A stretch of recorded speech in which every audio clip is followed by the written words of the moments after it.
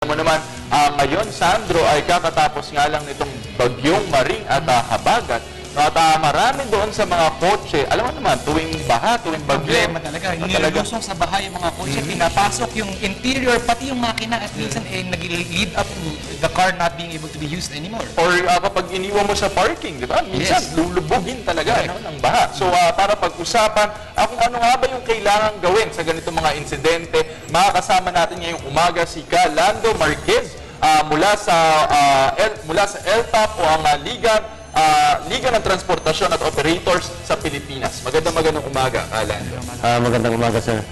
Lando, siguro umpisahan natin. No? Ano nga ba yung mga unang kailangan gawin kapag meron tayong kung saan binaha ang iyong kotse?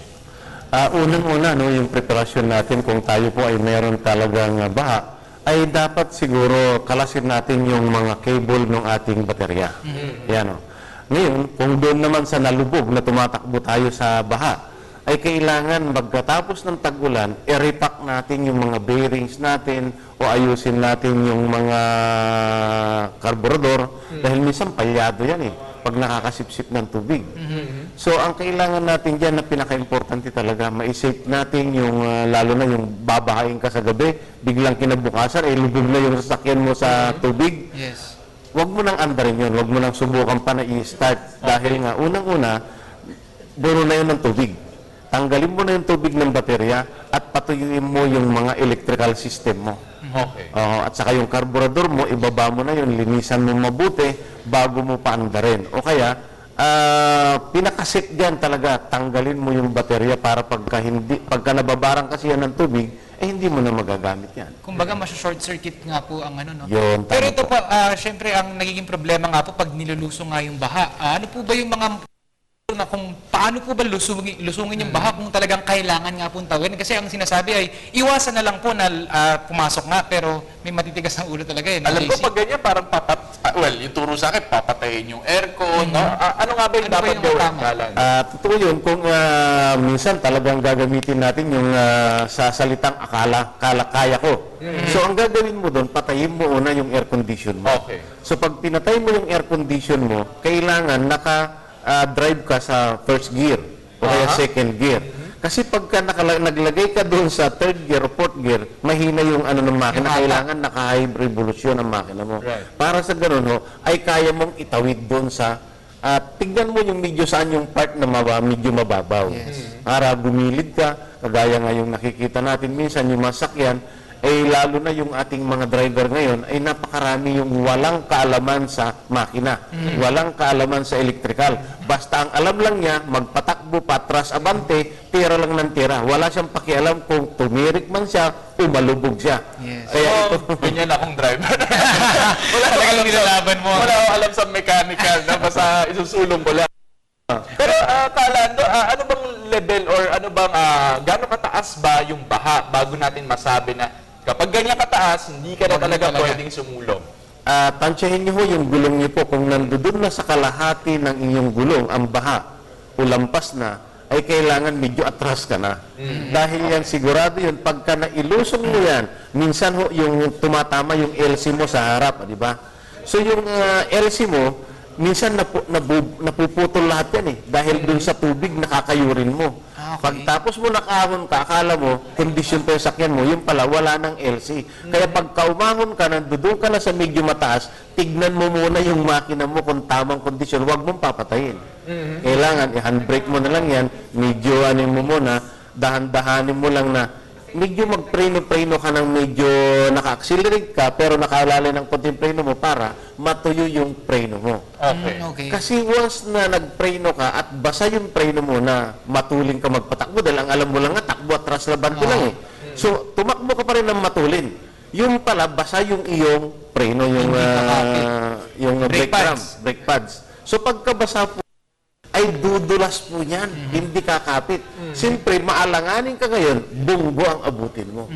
Kaya kailangan ho yung ating mga driver, ito po yung aming pinapanawagan sa lahat ng ating makasamahan sa transportasyon na kailangan ho, hindi lang sana yung marunong ka lang magmaneho, atras abante, umilag, Ang importante po yung marunong kang umintindi. Ano ba yung kumakayod sa ilalim ko? Yung pala wala na yung brake pad mo. Natuklap na dahil sa baha. Kasi yung mga brake pad natin, pag nakababad sa tubig po yan, kumakalas po yan.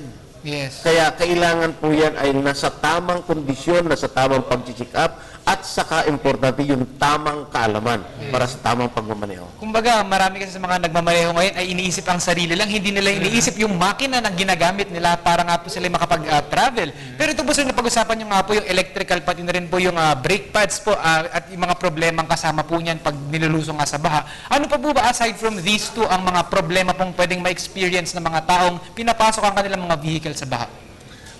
Importante kasi dyan ay bago mo andarin, bago mo patakbuhin, ay check upin mo ang makina. Unang-una, bigyan natin sila tips na check upin mo yung preno mo, kumakagat ba, mayroon ka bang brake fluid, mayroon ka bang tubig, tama ba yung sukat ng langis. O kaya, pagdating naman doon sa panlangis, ito yung napaka-importante sa ating mga makina. Na pagka sinukat mo yung langis mo sa umaga, makikita mo doon sa dipstick mo, pagka yung langis ay hindi na tumutulo, yun po yung tinatawag natin na malapot yung langis mo, kailangan mo na mag-change oil. Kasi yung iba, dagdag lang ng dagdag ng langis, hindi nila binabawas yung mga gamit yung tinatawag natin na oil deterioration. Kasi ang langis natin, meron tayong maximum o minimum na dapat within 5,000 kilometers, ano ba ang klaseng langis ang ginagamit mo? Ordinaryo ba? Synthetic ba? Matitibay ba yung langis na ginagamit mo?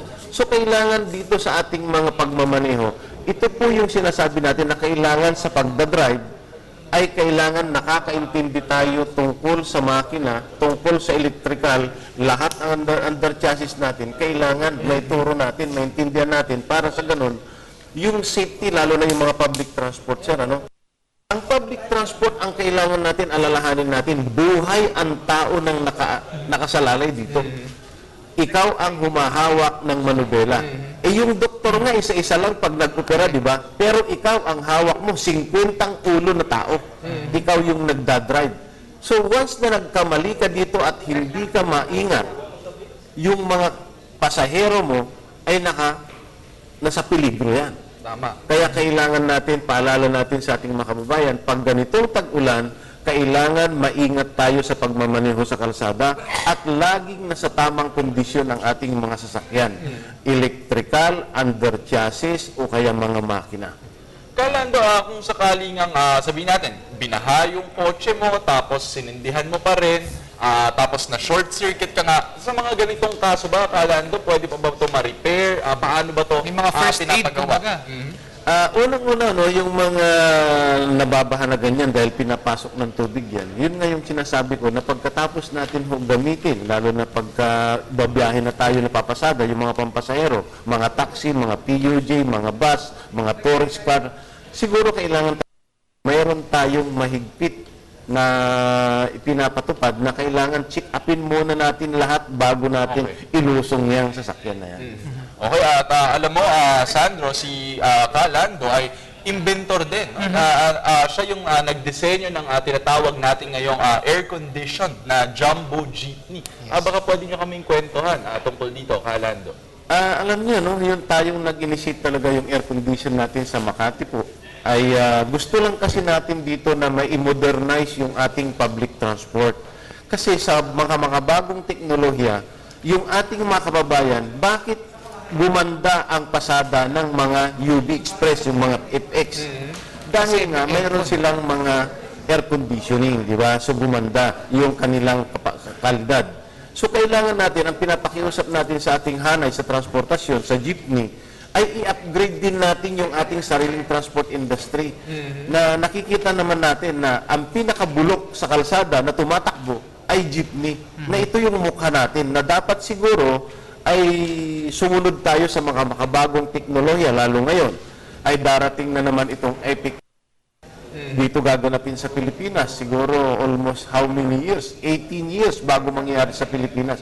So ito po yung ating pinapanawagan na sana po ay paramihin natin yung ating mga air condition na jeepney sa buong Pilipinas para sa ganun may deliver natin yung tamang serbisyo publiko sa ating mga kababayan para hindi na magdala ng sariling kotse para mabawasan natin yung load ng ating kalsada. Yes. Okay. Maraming salamat. Ang dami natin natutunan ngayong umaga, JC. Dahil syempre, importante nga ito dahil alam naman natin na tag-ulan pa rin at daanan nga ng bagyo ang ating bansa at ine-expect na nga natin ang iba't ibang klaseng pagbaha. So ngayon, alam na natin kung paano paghahandaan at paano i-maintain ang ating mga sasakyan pag nangyari nga yung mga ganitong bagay. So talaga namang actually alam mo sa natutunan ko ngayon parang ang gusto ko na public transport na talaga. Parang ang dami mo pala kailangang isipin, no? Kung ikaw talaga ay magiging seryosong tagamaneho, no, ng sasakyan.